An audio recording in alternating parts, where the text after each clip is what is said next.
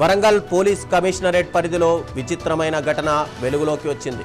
ప్రభుత్వ విధుల నుంచి కేటాయించిన ఒక పోలీస్ బైక్ను ర్యాపిడో సేవలకు వినియోగిస్తున్నట్టు తెలుస్తోంది.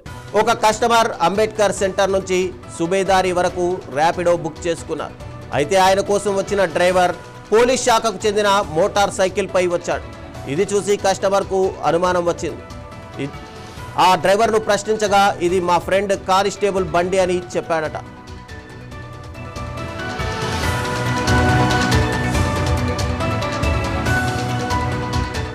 పోలీసు వాహనాలను అధికారిక పనులకే వాడాలి, కానీ ఇలా ప్రైవేటు సేవలకు వినియోగించడంపై తీవ్ర అభ్యంతరాలు వ్యక్తమవుతున్నాయి.